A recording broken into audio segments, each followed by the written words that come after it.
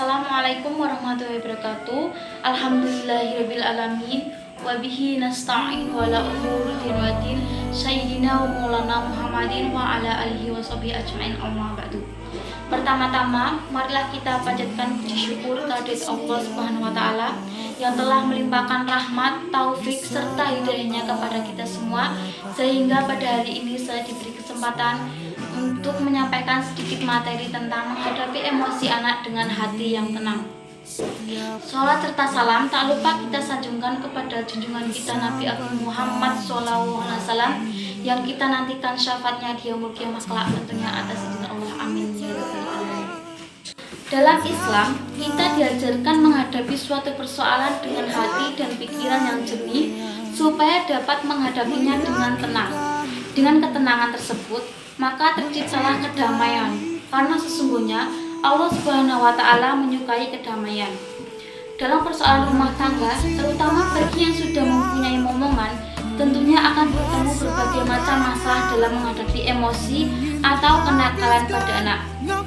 Lalu bagaimana cara menghadapi emosi pada anak agar tetap keharmonisan dan kedamaian terjaga?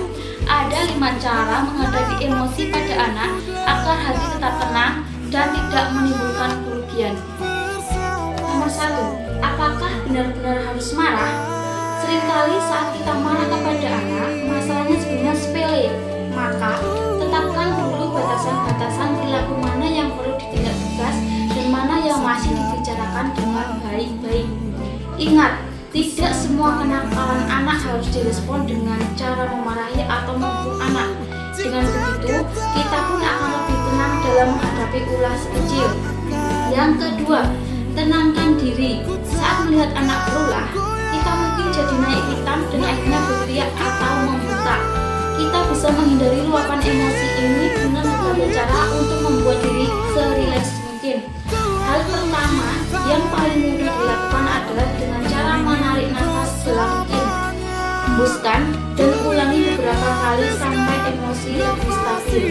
Kemudian yang kedua, kita bisa pergi menjauh dari situasi kecil, misalnya ke kamar. Jika sudah merasa lebih tenang, baru boleh mengajak anak berbicara dan memberikan arahan untuk tidak mengulangi perilakunya lagi secara tegas. Kemudian yang ketiga itu coba menghitung. Selain memberikan penegasan pada anak, menghitung 1 sampai sekian bisa membantu orang tua menahan emosi. Misalnya, rapikan mainanmu sekarang. Ibu hitung sampai 10. Kalau sampai 10 belum rapi, kamu tidak boleh pakai mainan ini lagi. 1, 2, 3 dan seterusnya. Nah, jika si kecil masih belum mematuhi perintah, coba untuk memberi peringatan lagi dengan sikap yang tegas tanpa meneriaki atau membentak anak. Yang keempat, hindari memukul. Memukul akan mengajarkan anak-anak bahwa menyakiti orang lain itu diperbolehkan, dan ini dapat menyebabkan mereka percaya bahwa cara memecahkan masalah adalah dengan menggunakan kekerasan. Maka, untuk mendisiplinkan anak, jangan memukul atau menyakiti anak secara fisik. Memukul anak tidak akan membuat kita merasa lebih baik. Bukannya lega, kita justru akan dihantui rasa bersalah dan emosi negatif lainnya. Apalagi kekerasan bisa membuat anak kehilangan kepercayaan pada orang tua, sehingga ia justru akan bertingkah lebih nakal. Yang nomor 5, kendalikan cara bicara.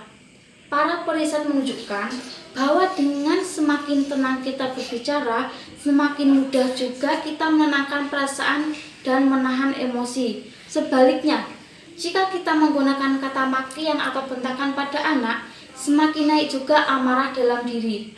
Coba kendalikan cara bicara sehangat mungkin.